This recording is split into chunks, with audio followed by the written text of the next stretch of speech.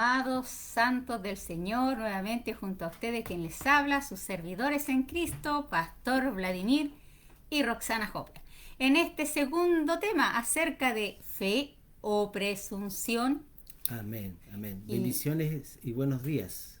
muy buenos días a todos nuestros amados del Padre. Queremos saludar en esta hora a nuestros hermanos que nos están viendo, sintonizando a través de Facebook Live.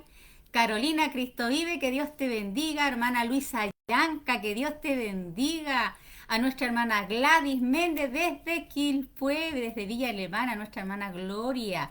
Que Dios les bendiga a nuestros hermanos que están ahí levantando una obra en Padre Hurtado, a nuestra hermana Marcelita, Eduardito, Efraín, que Dios les bendiga. La paz de Dios sea sobre cada uno de ustedes, nuestra hermana Claudita, que Dios te bendiga. La paz de Dios sea sobre ti también, hija preciosa, comprada a precio de sangre, nuestra hermana Berito Aguilera, que Dios te bendiga, Glorita. La paz de Dios sea sobre ti. El Señor derrame grandes bendiciones. Bueno, Claudita Guerreros Chavera, que Dios te bendiga. Nuestra hermana Julián Penailillo, que Dios te bendiga. La paz del Señor sea sobre cada uno de ustedes. Amén. Bueno, le damos la bienvenida. Ya mi esposa le hizo la bienvenida. A todos los que están conectados. Claro, ella es acogedora, ella es acogedora. Bueno, vamos a seguir con el tema de fe o presunción. En realidad esto es un tema que está hilado a otras cosas. Entonces empezamos con eso y vamos a terminar en otro tema. Porque usted sabe que las cosas se van hilando, se van entrelazando. Pero vamos a orar al Señor primero que nada para que Él nos dé la gracia de poder enseñar su palabra, porque no es palabra humana, es palabra de Él, por lo cual tiene que ser inspirada. Amado Padre, quiero darte la gracia por este hermoso día, por el sol que tú nos das, Señor, por darnos vida, darnos salud, y te pido, Señor, que podamos entender tu palabra y los planes que tú tienes para nosotros, Señor. Enséñanos y enséñame, Señor, a vivir conforme a tu palabra, Señor. Bendigo a mis hermanos auditores, los que también nos están viendo, Señor, y bendice a todos aquellos que de alguna manera reconocen, Señor, que tú hablas a través de nosotros. En el nombre de Jesús, amén. Amén. Bueno, voy a hacer un pequeño resumen. Habíamos hablado de la presunción, la fe es diferente a la presunción. La presunción nace en sí mismo, la fe nace de Dios. Una persona presumida es una persona arrogante porque en hebreo la palabra presunción viene de sef, que significa orgullo, arrogante, soberbio o soberbia. Entonces, la presunción nace en el orgullo de la persona. La persona nace, la presunción nace del orgullo y ahí nace también una supuesta fe, que no es fe, sino es presunción. ¿Por qué para mí es relevante este tema? Porque como a veces nosotros escuchamos enseñanza o de repente usted recibe una palabra del Señor, usted tiene que someterla también a juicio. No digo juicio de condenación, sino que usted pueda ver si eso habla conforme a la palabra, a la ley y el Señor. testimonio, si no, no, Dios no ha hablado. Entonces, porque estamos viviendo tiempos difíciles, siempre lo hemos vivido, y yo creo que en cierta manera sacar esos paradigmas, estamos viviendo tiempos difíciles, siempre la iglesia ha vivido tiempos difíciles, desde que Cristo vino a esta tierra, desde que Cristo, de hecho empezó por Él, dice, si con el árbol verde hicieron esto, ¿cuánto más las ramas secas? Entonces siempre la iglesia vio momentos difíciles donde la iglesia siempre ha prevalecido. Un remanente, siempre es un remanente. Quizá no todos, pero es un remanente. Dios siempre se reserva, así como el profeta dijo que solamente le había quedado. ¿Se acuerda de Elías? Que solamente le había quedado. Y que Dios le da una respuesta, le dice, han quedado 7 más. Entonces siempre hay personas que Dios escoge, que Dios las guarda, son gente fiel, gente que vive para Dios, que tiene ese enfoque de que Cristo sea el centro de ello. Y yo creo que en este tiempo necesitamos volver a eso, volver a enamorarnos más de Dios, volver a buscarnos más, porque los tiempos se ponen cada vez más difíciles. Y esto ha acontecido desde que la iglesia fue levantada por el Señor. Entonces la presunción es algo que nace del orgullo y de una suposición de algo que uno imagina. Habíamos hablado que la imaginación se construye en idea y pensamiento. De hecho, todo lo que nosotros hoy día manejamos, tenemos, nace de una imaginación. El auto viene de una imaginación. La casa usted la ordena de acuerdo a su imaginación. Primero usted la ve acá. No sé si a usted le pasa, cuando usted va a hacer algo, siempre está su imaginación diciendo, lo hacer de esta manera, y ya en su mente usted empieza a imaginar. Bueno, a veces la gente, como decía en Jeremías 23:16, que profetizan de su imaginación. Entonces, pero la fe es totalmente diferente. La fe nace de Dios, viene por la palabra, viene porque uno está escuchando constantemente palabra de Dios. Pero el orgullo es algo que está detrás de una presunción. Siempre una persona que es presumida es porque hay cierto grado de orgullo. ¿Y qué es el orgullo? El orgullo es el exceso de estimación hacia uno mismo y hacia los propios méritos por los cuales la persona se cree superior a los demás. O sea, una persona que tiene un concepto más elevado que los demás. Se siente, o sea, se ve mejor, se percibe mejor. Veamos lo que dice acá, amada mía, en Lucas 18:9. ¿Quién es una persona orgullosa en la parte, a lo mejor, religiosa? Para darle un nombre. Habían unos que creían que siempre hacían el bien. Estaban tan seguros de sí mismos que menospreciaban a los demás. Jesús contó esta historia para ellos. Dos hombres fueron al templo a orar. Uno era fariseo y el otro era cobrador de impuestos.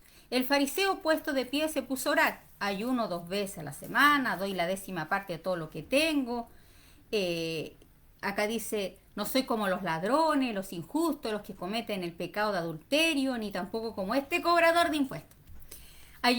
Bueno, acá dice, en cambio el cobrador de impuestos estaba de pie a cierta distancia cuando oró.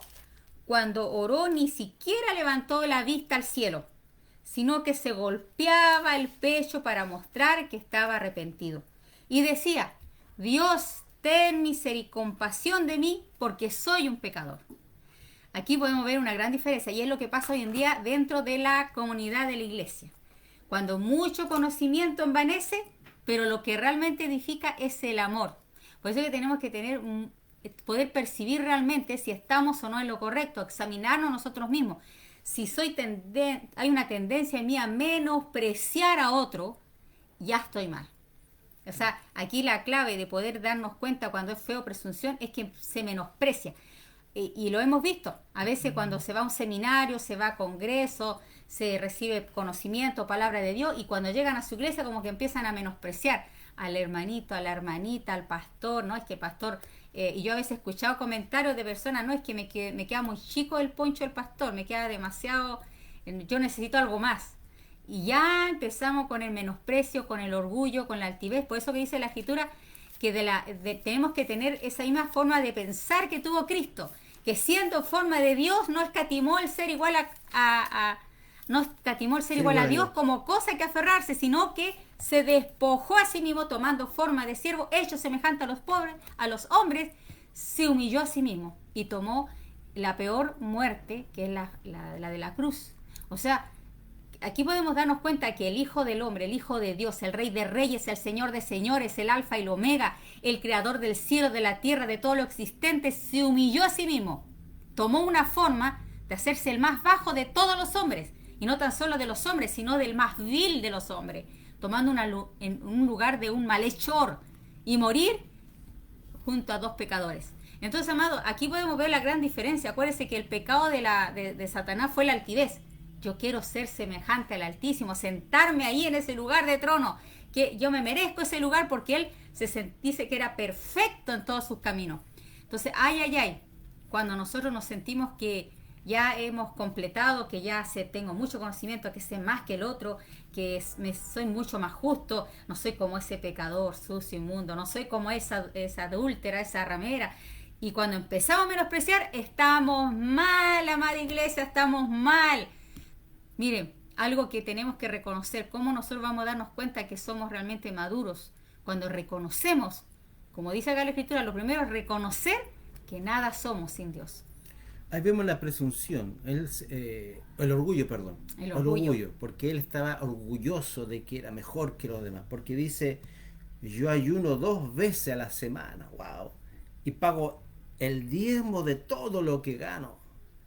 ¿Me entiende? Y en el verso 11 dice, y oraba consigo mismo. Mira, lo más raro que hay gente que ora consigo mismo. Lo dice la Biblia, dice el verso Consigo. 11, dice, y el fariseo de pie oraba consigo mismo.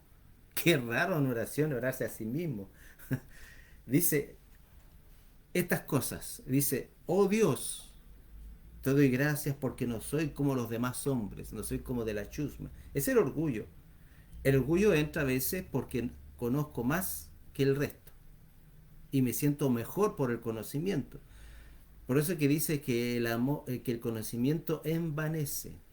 El conocimiento, ¿sabe? El resultado verdadero del conocimiento es amar. Porque todo se reduce en amar. Si usted está creciendo en conocimiento, usted tiene que amar más y tolerar más y soportar más. Pero si su conocimiento solo se queda en decir Y y no no hacer. hacer, ese conocimiento es vano, no sirve. Entonces tenemos que nosotros saber que el conocimiento que recibimos de parte de Dios en base a la palabra es para practicarlo, es para vivirlo, y eso a nosotros nos tiene que entrar por las orejitas, porque dentro de las comunidades cristianas, de las congregaciones, hay gente que sabe mucho, y gloria a Dios, pero en la práctica eh, no lo parece. Entonces el conocimiento se envanece, se enorgullece, y dice, y oraba consigo mismo. Dice, no soy como los ladrones, injustos, adúlteros, tampoco como este publicano. O sea, se comparaba. Ese es el orgullo. Y ese orgullo le lleva a uno de repente a decir, yo voy a ser grande, Dios me va a dar esto, voy a empezar a profetizar, a declarar, y a lo mejor Dios no ha dicho nada. Esa es la presunción y ese es el orgullo. O sea, una persona que presume porque de alguna manera se siente orgullosa quizás de su conocimiento bíblico, que estudia mucho la palabra, entonces cree que todo lo que él dice se va a hacer. Y no, nosotros tenemos que primero hacer dos cosas que hacía Jesús en la tierra. Ver y oír lo que el Padre quería hacer. Jesús no hacía nada, sino primero veía en el cielo y lo replicaba en la tierra y según lo él escuchaba, lo hablaba. Esa es la gracia que debemos tener nosotros, poder ver, y bueno, no hemos hablado de ese tema, de poder ver y poder escuchar. Entonces, ese es el orgullo, y el orgullo va con la presunción.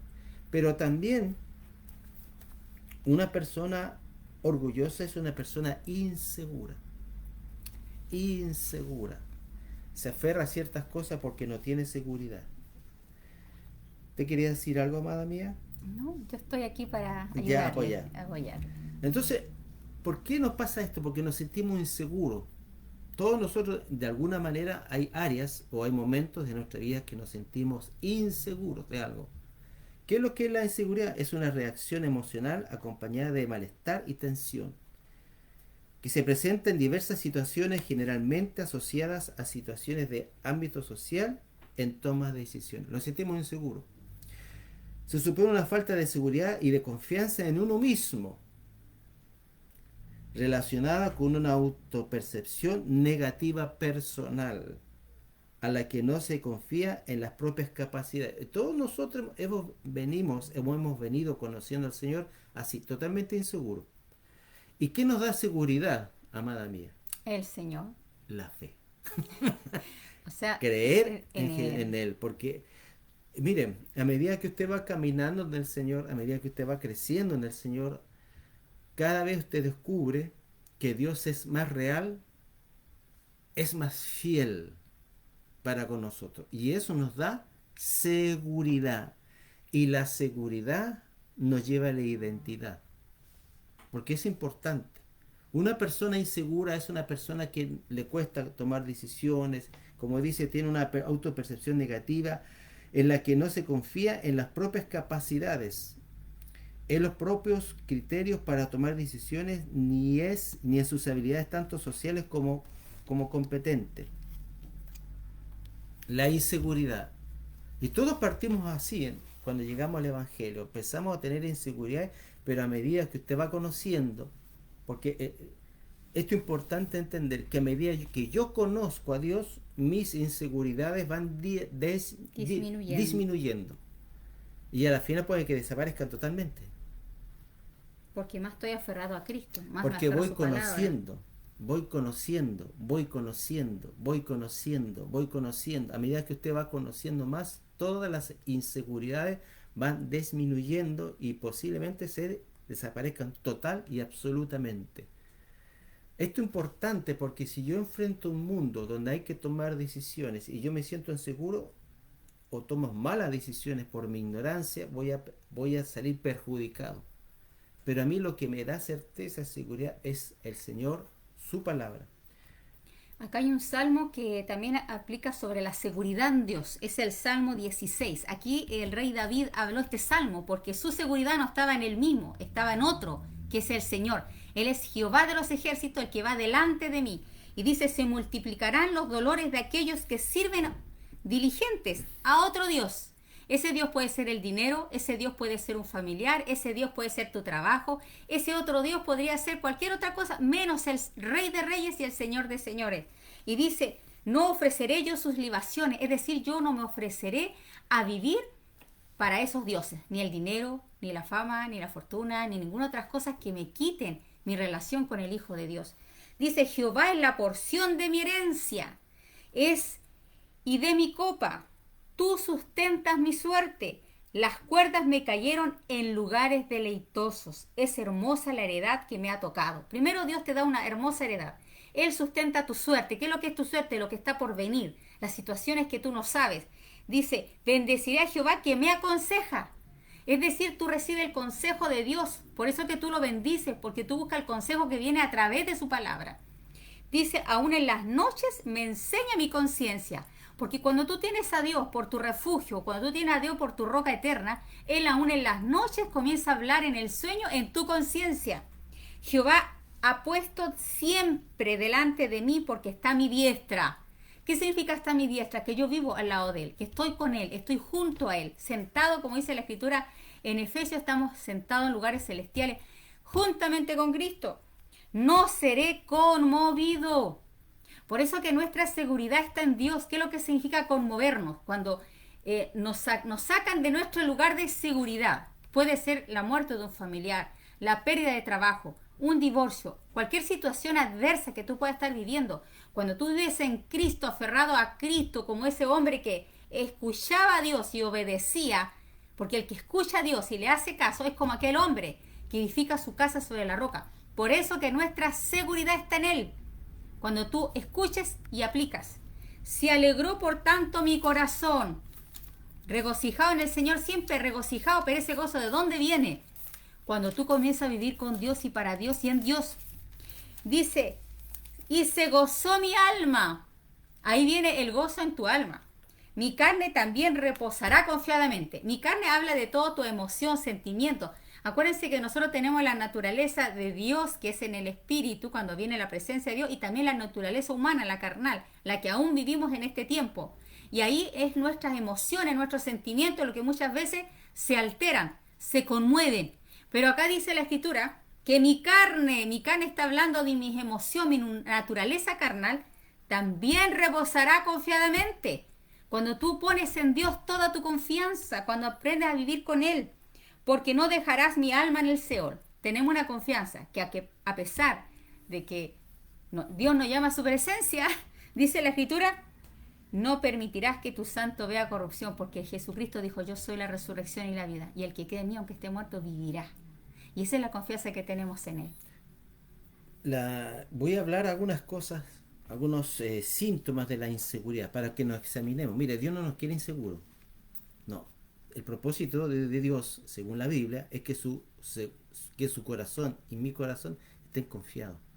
Porque cuando se altera esa confianza, inmediatamente vienen los estrés, vienen los colapsos, vienen las crisis de pánico, viene todo. ¿Te das cuenta que si no hay confianza, viene otra situación? O somos llenos del temor de Dios, o somos llenos del temor, del miedo, del nuevo humano, y de la inseguridad. ¿Me entiendes? Porque hay dos maneras de ser lleno. O sea, hay dos caminos. Ser lleno del poder de Dios, cuando una persona es llena del Espíritu Santo, en gran manera se rompen muchas inseguridades y muchos temores salen. Porque nosotros, por la crianza, quizás por la cultura, hemos sido a lo mejor llevados a ser inseguros. Causa de la inseguridad, un perfil perfeccionista, autoexigente, bajo autoestima, patrones de crianza exigente que nos llevan a sentirnos incapaces de alcanzar ciertas cosas cuando el padre es muy exigente con sus hijos, le demanda, entonces ellos se sienten inseguros, incapaces y empiezan quizás a cuestionarse y quizás la gran parte, la mayoría hemos pasado, son experiencias traumáticas de la inseguridad. En alguna ocasión la inseguridad viene a consecuencia de la toma de una decisión que ha generado consecuencias negativas a través de palabras, abuso, etcétera, etcétera. Entonces, la inseguridad viene en cierta manera por las malas experiencias que hemos tenido, ya sea desde la niñez, en la infancia, en la adolescencia y aunque usted no crea, también en la adultez. Porque cuando uno va creciendo y uno ya envejece, no es que nosotros seamos viejitos, también nace la inseguridad. ¿En qué sentido? Porque usted no tiene la capacidad de pensar como antes, la fuerza física como antes, va a tener que depender de otro. Y también nace la inseguridad. Ahora, ¿cuál es el remedio a tanta inseguridad?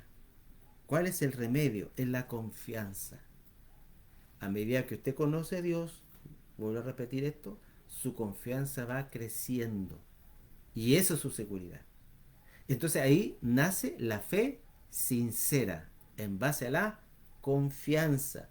La fe nace en base a la confianza, porque usted no puede creer en algo que no confía. Si subiría usted a un edificio de 70 pisos y los ascensores están funcionando bien, ¿se subiría o no?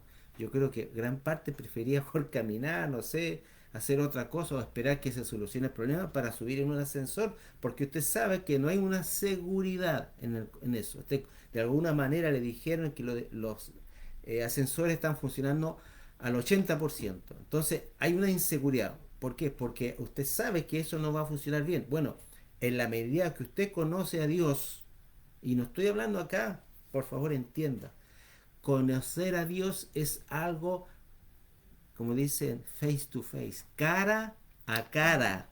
Es un conocimiento espiritual a través de una relación y obviamente a través de su palabra.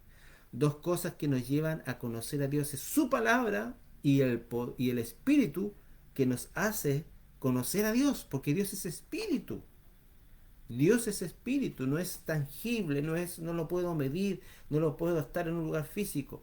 Entonces cuando usted entra en una relación con ese Dios maravilloso que habla la palabra, pero también se manifiesta en nuestro espíritu, porque aunque nos cueste creer, Dios está dentro de nosotros, ¿o no, amada mía? Amén. No está afuera.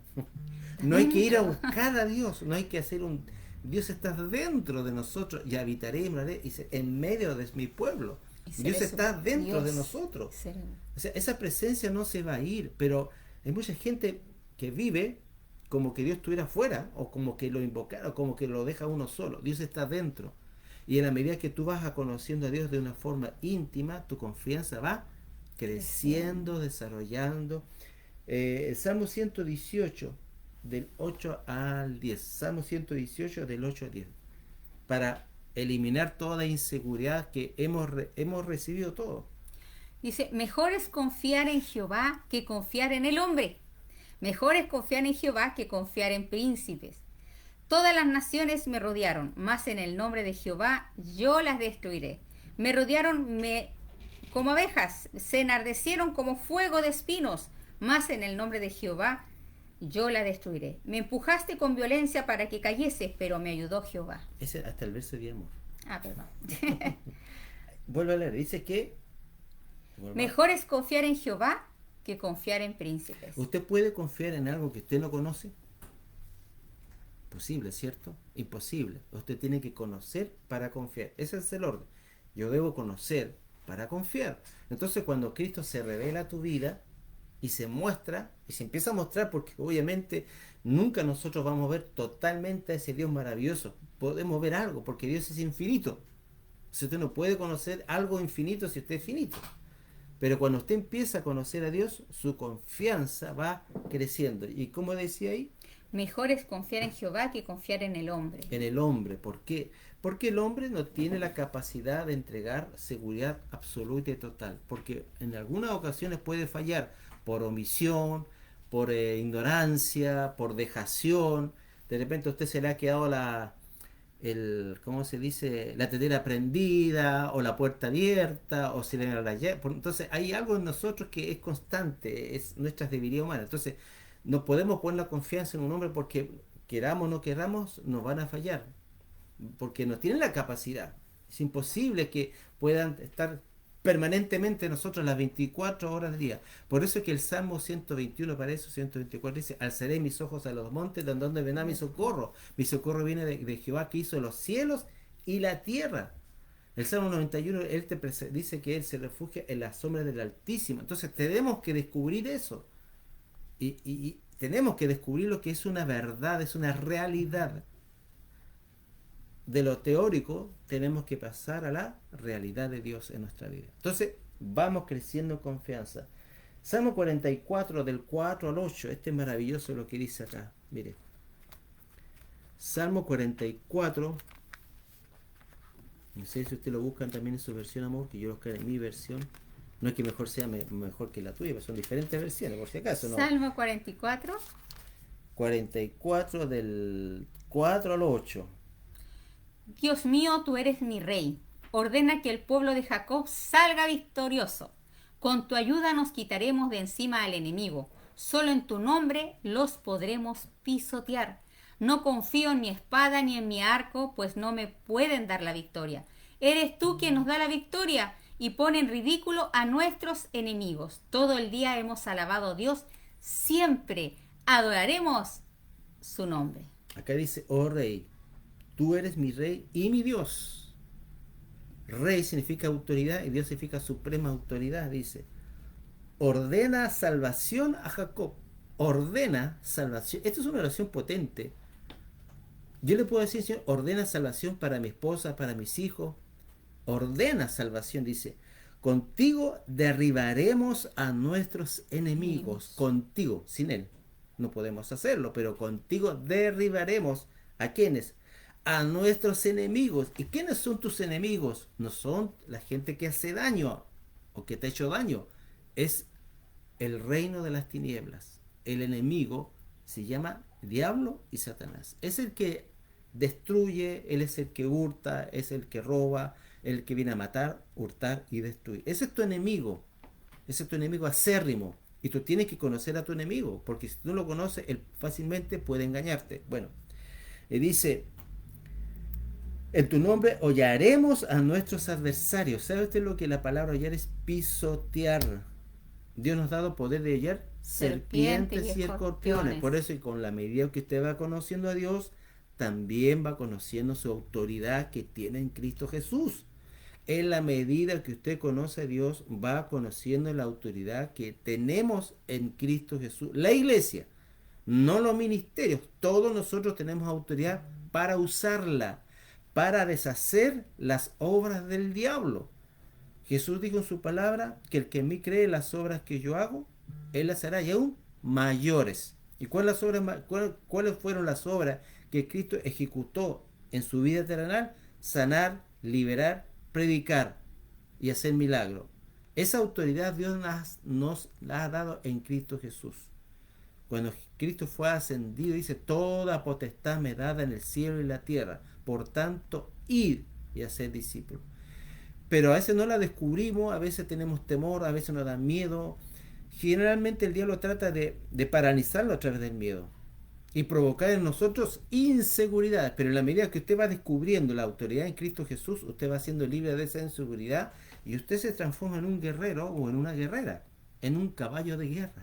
Amén. Ya no es una ovejita, es un caballo de guerra. Usted sabe que una de las cualidades de ese caballo es que va a la batalla. No le teme al enemigo. No tiene temor. O sea, nosotros tenemos que ir de lleno a la batalla porque la victoria ya ha sido garantizada en la cruz del Calvario. Ahora, obviamente que nosotros debemos pedirle a Dios la estrategia, cómo atacar, qué hacer, porque muchas veces Dios dice: alábame, glorifícame. Y a veces vamos atando y a veces no es eso. A veces Dios va cambiando la estrategia de acuerdo a lo que el Espíritu Santo nos muestra. Después dice: no confiaré en mi arco, ni mi espada me hará vencedor. Eso está hablando de nuestras capacidades humanas. Hay mucha gente que tiene grandes capacidades para solucionar problemas. Tiene a lo mejor una mente rápida, una mente lúcida, pero ni siquiera eso te va a servir cuando se presente el enemigo y te ponga guerra. Vas a descubrir que todas tus capacidades humanas, todo tu conocer no sirven. Porque enfrenta poderes demoníacos que van más allá de la fuerza humana, más allá de nuestras capacidades. Pero también descubres que Dios te ha dado un poder mayor. Hijito dice, vosotros sois de Dios, la habéis vencido, porque mayor en sabiduría, en poder, es Dios en vosotros. Amén. Así es. Entonces dice, porque eres tú el que nos libra de nuestros opresores. En el fondo el que te liberta es Dios, que usa instrumento humano y usas quizás manifestaciones angelicales o sobrenaturales, pero en el fondo es Dios el que nos liberta. Él es el autor de nuestra libertad. Él es realmente el que pagó el precio de nuestra libertad. Él es el que realmente tenemos la seguridad de que somos libres. A veces cantamos somos libres, pero a veces estamos atados. ¿Pero quién nos liberta? Jesucristo. Jesucristo, dice. Y el que avergüenza a los que nos aborrecen. En Elohim nos gloriaremos todo el día y alabaremos tu nombre para siempre. Aquí es algo enfático. No confiaré en mi arco ni mi espada, sino confiaré en Dios. Y esa confianza tiene que estar depositada en el corazón del hombre. El Salmo 112:7, que es un salmo que constantemente me viene a mí a la mente. Por algo será. Salmo 112:7, no tendrá temor de malas noticias. Su corazón está firme, confiado en Jehová. ¿Por qué nos viene esa confianza? ¿Ve? ¿Por qué? Porque conocemos nuestro papá. Sabemos que papá nunca va a querer lo malo para sus hijos. Sabemos que si pasamos por procesos no son para destruirnos, son para purificarnos.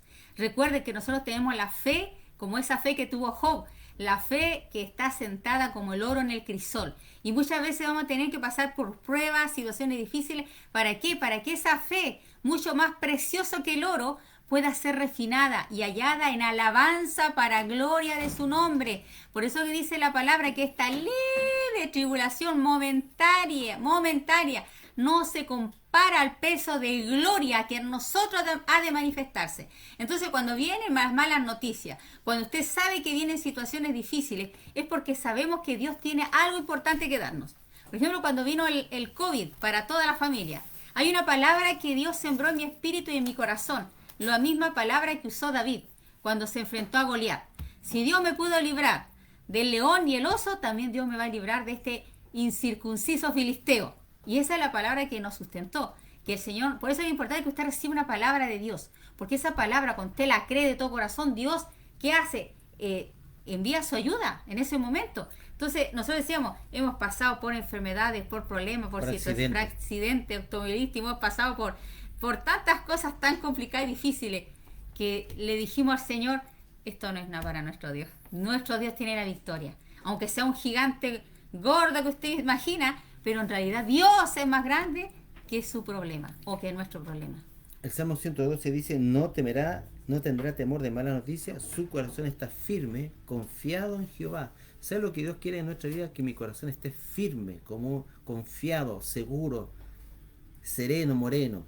Porque, ¿sabes por qué? Porque mientras nuestro corazón esté confiado, somos librados del temor y de todas las consecuencias de la inseguridad, del estrés y de tantas enfermedades judías que son psicosomáticas, que empiezan en la mente y terminan en el cuerpo. Si yo aprendo a vivir una vida confiando en el Señor y mi corazón está firme, creyendo, porque, vuelvo a repetir, necesito conocer para creer, conocer a Dios de una manera profunda y radical, eso me va a dar confianza y me va a dar salud física y mental, porque aunque se levante guerra contra mí, yo estaré confiado. Y eso ya no va a ser algo, una retórica que decimos, que repetimos, no, va a ser una realidad. Por eso nosotros de lo teórico tenemos que pasar a lo real, vivirlo. Si estas cosas hay que vivirlo, hermano, no es un conocimiento, porque si fuera por conocimiento, hermano, mucha gente estaría siendo salva, mucha gente estaría sana, pero no es así. Tenemos que vivir lo que la Biblia dice y creer, porque la confianza va de la mano con la fe. A medida que usted conoce, su fe va creciendo y creciendo. Es por eso que Dios, casi al cumplir la promesa que le dio a Abraham, le demandó algo más complejo, que era engendrar, sino que dije, toma a tu hijo y sacrifícalo. Dígame usted que si eso no causó en Abraham un cuestionamiento de varias cosas, porque Dios le había prometido que en Isaac iba a ser bendición, y Dios te lo está viviendo después para sacrificarlo. Dígame usted que en eso no tuvo Abraham contradicciones con todo lo que Dios habló, pero Abraham creyó más allá, dice, si Dios me lo, me lo demanda, él tendrá que devolverlo. El problema no es mío, es de Dios, porque Dios me lo prometió y Dios no falla, no falla, porque Dios es un Dios que mantiene su palabra.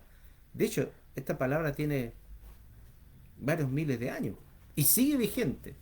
Por lo tanto, Dios sigue vigente y será vigente hasta la eternidad. Y dice, verso 8, su corazón está asegurado, nada temerá. Por lo tanto, hermanos, nosotros para vivir un día y vivir los tiempos que se avecinan, necesitamos tener seguridad para que ya no andemos inseguros en este tiempo. Amén. Y esta palabra confiado en Jehová, usted sabe que del hebreo significa apresurarme a refugiarme en alguien que es confiable.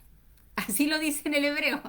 Es decir, ¿por qué yo confío en Dios? Porque yo sé que Él es confiable, porque Él es fiel y porque sé que nunca te va a defraudar. Por eso dice la Escritura que Él no avergüenza a ninguno de cuanto en Él confían. Y cuando tú te encuentras en problemas, circunstancias difíciles, corre a refugiarte a sus brazos. Y hemos visto tantos milagros que han sucedido cuando usted corre a refugiarse bajo sus alas, sabiendo que solamente Él nos da la fuerza.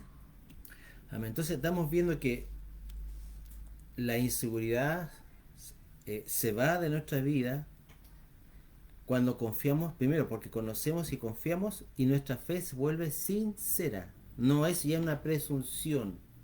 Mire, cuando yo conozco personas que han pasado cosas terribles y mantienen su fe, es su fe genuina. Por eso es que la fe tiene que ser probada.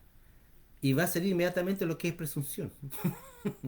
Va a salir inmediatamente lo que no viene de Dios, porque por eso hay una fe fingida, como recién leíamos, bueno, no recién, sino que creo que el otro mensaje decía una fe no fingida. Porque hay gente que presume creer, pero en los hechos lo niegan.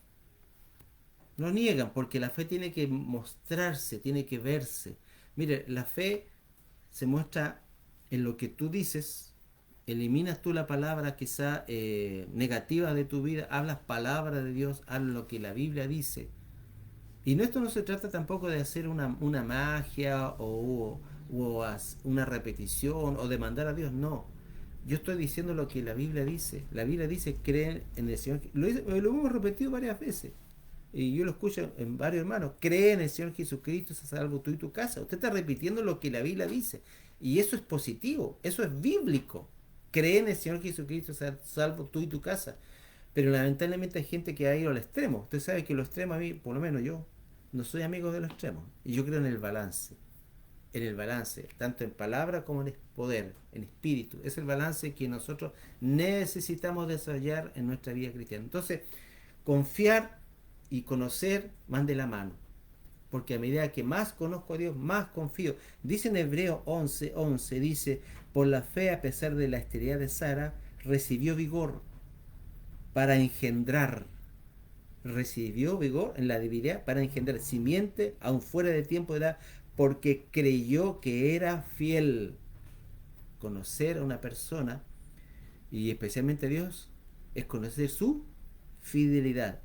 Y eso nos lleva a confiar. Y una de las cosas que pasa en ese proceso es que Dios paulatinamente nos revela quién somos. Primero, a medida que usted conoce a Dios, Dios empieza a sanar tu vida. No sé si a usted le ha pasado, pero en algunas ocasiones, cuando yo he avanzado en el caminar, porque es un caminar, Dios me ha ido sanando cosas. En la medida que conozco a Dios, Dios me va sanando. Y Dios me ha liberado, Dios me ha restaurado nuestra relación matrimonial, ha restaurado a nuestros hijos y así. Porque en la medida que conozco a Dios, Dios empieza a sanar mi alma, empieza a liberarla, empieza a establecerla, empieza a darle un balance. Eso es importante, hermano. Por eso, hermano, que cuando usted conoce a Dios, hermano, es lo más grande que le puede haber pasado, hermano. Porque usted empieza a ser, ya es una nueva criatura, como un bebé pequeño, pero el bebé todavía no ha desarrollado todas sus capacidades mentales, está todo en pequeñito, ¿cierto? Sus bracitos, su cerebro, todo pequeñito, pero tiene el potencial para desarrollarse y llegar a ser un hombre. Así nosotros empezamos de pequeños, pero empezamos a desarrollarnos hasta crecer en el Señor.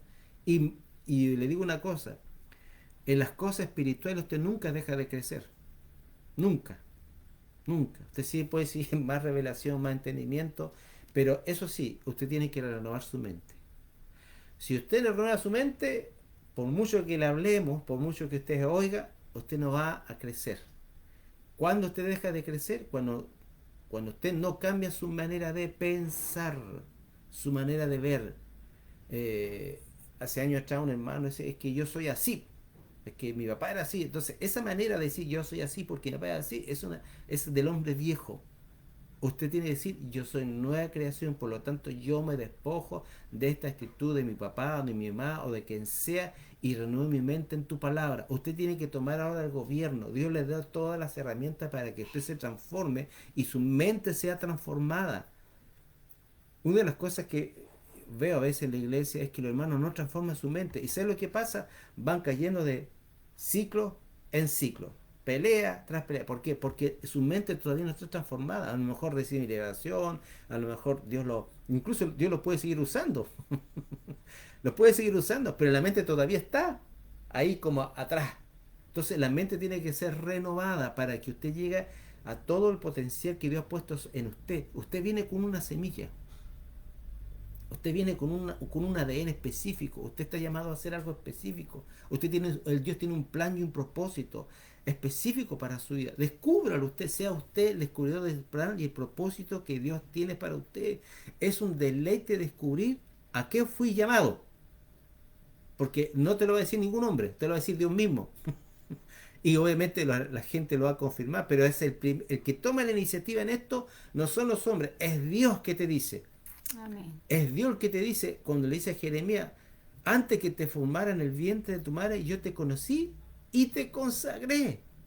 O sea, este conocimiento viene de Dios, pero lo importante es que, lo maravilloso, hermano, y voy a leer ese Jeremías, busca más a mí ese Jeremías mientras yo sigo. Jeremías 1. Sí. ¿Por qué le digo esto? Porque nos lleva a nuestra identidad, el conocer cómo somos y para qué fuimos formados. Nos lleva a nuestra identidad, hermano. Y cuando usted descubre su identidad, todos los temores, inseguridades, miedo y todo lo que el diablo se van. Jeremías 1:5. Dice, Antes de que yo te formara en el vientre de tu madre, yo te conocía. Antes de que nacieras, ya te había elegido para que fueras un profeta para las naciones. mira, aquí dice, específicamente dice, antes que te formara en el vientre, te conocí. Y nos dice lo mismo en Efesios capítulo 1, que fuimos conocidos antes de la fundación del mundo. ¿No dice eso la Biblia?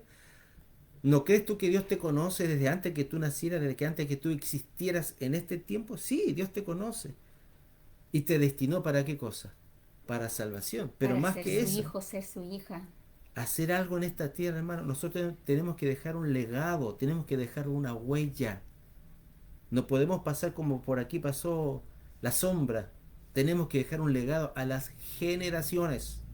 Tenemos que nosotros dejar un legado, una marca de identidad, de decir que Dios es el Rey soberano. Tenemos que nosotros estimular a que la gente crea por nuestro testimonio, por nuestra vivencia. Y dice, y antes que saliera de la matriz te consagré. Por lo tanto, hermano, usted está consagrado. Desde antes de que usted naciera, está consagrado a algo específico. Y yo invito a todos los hermanos que hoy día están viendo a que usted descubra eso. ¿Para qué fue llamado?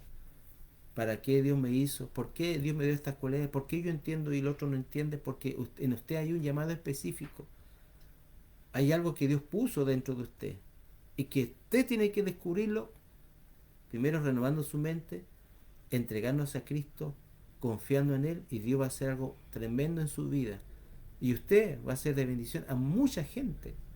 Dios quiere que que su vida sea de bendición, no solamente cuando nosotros hablamos palabras, sino que su presencia sea de bendición, así como hay gente que llega y parece que viene rodeada con una nube oscura y todo lo que dice, todo lo que hace, toda la gente queda así, queda mal, esa gente está cargada con cosas negativas.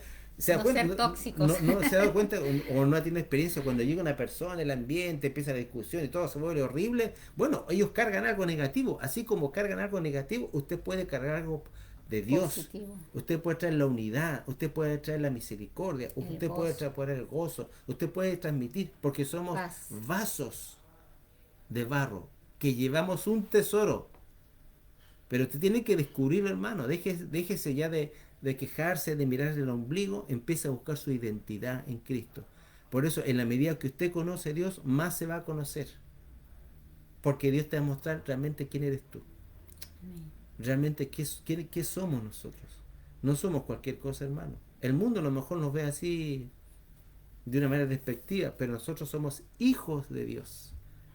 Hijos de Dios. Qué tremendo título. Más que decir pastor, evangelista, que son títulos, somos hijos. Tenemos identidad. Venimos de un padre y vamos al Padre. Cuando, hermano, yo he visto cantidad de hermanos y personas ya de ministerio que no tienen identidad, entonces empiezan a imitar y a hacer cosas, y ya empieza la presunción. Pero que cuando tú estás descubriendo la identidad en Cristo, te libra de tantas cosas. Y como le dije a mi esposa el otro día, es la mejor versión de ti mismo. Sé la mejor versión de ti mismo y no imites a nadie. Claro, y no presumas nada. Si Dios no te lo ha dado, no presumas. No te creas el más ungido o el que lo sabe todo. No. Vive tu realidad en el Señor. Vive con tus debilidades. Hay otro tema que tengo que desarrollar más adelante: es vivir con nuestras debilidades. Dios nunca va a quitar ciertas cosas de ti, porque sabes que el día que quite mejor todo, tú te vas a inflar como pavo y vas a ser orgulloso. Y lo que Dios no quiere es que tú seas orgulloso. Mire, póngase a pensar que Pablo, para que no se enorgulleciera, Dios le dio un aguijón. Porque qué raro que le dio un aguijón de parte de Satanás, porque realmente Satanás, ¿qué es lo que hubiese hecho? Levantar a Pablo, ¿cierto? No, Pablo, tú eres el papa de los evangélicos. Y a veces, hermanos, nosotros idealizamos a las personas. Y usted sabe por qué en la Biblia Dios habla de las debilidades de todos, porque todos somos hombres. Todos. El único que no tuvo debilidades, ni defecto, ni caída, ni pecado fue Jesucristo. De ahí para abajo no hay nadie. Así que no idealicemos a nadie. Son personas que están al servicio, que también pueden fallar, pero hay que amarlas. Así que, hermanos, llego hasta acá nomás porque el tema que sigue se llama identidad y es largo. Así que vamos a dar para la próxima. Se da cuenta que empezamos primero con la presunción, hablamos del orgullo, la inseguridad, pero que cuando conocemos a Dios nos va a dar la identidad. Y ahí, hermano, yo quiero apuntar. La identidad es necesaria para este tiempo. Porque hoy día, hermano, mucha gente busca títulos. El mayor título que tenemos nosotros es ser hijos de Dios. Eso va a ser para siempre. Yo como pastor, cuando me levante los muertos, voy a ser hijo, no voy a ser pastor. Usted como madre va a dejarse madre, va a ser hija de Dios. Y así, lo que va para la LC va a ser la identidad de hijos de Dios. Así que, hermano, le animo con esta palabra a que usted siga buscando de Dios. No se deje vencer. Venza con el bien al mal. El mal se puede vencer. Primero empieza por ti, venciendo tus pasiones, sometiéndote a Dios, creyéndole a Dios. Busca a Dios apasionadamente. Son tiempos de búsqueda, porque Dios está preparando su iglesia para los tiempos finales. Amén. Amén. Muchas bendiciones a nuestros amados santos del Señor. Mandar un saludito a nuestra hermana Claudita. Que Dios te bendiga, Claudita, con Johnny, con toda su familia. Hermosos siervos del Señor, sigan adelante, fieles, constantes y perseverantes. También queremos mandar un saludo especial a nuestros hermanos Gracielita. Que Dios te bendiga, nuestra hermana Ingrid Rocha desde Bolivia, que Dios te bendiga. Ingrid, les extrañamos. También un saludito a mi papito bello, hermoso. Gracias, suegro. Agradecer a Dios por su vida, por su servicio. Gracias a Dios por todo lo que Dios me ha dado a través de mi papá. Así que lo bendigo, papito. También mandar un saludito a mamá Shela, que Dios te bendiga, mamita Shela. Te amo, mamá. Muchas bendiciones. La paz de Dios sea sobre cada uno de ustedes. Shalom. Shalom, bendiciones.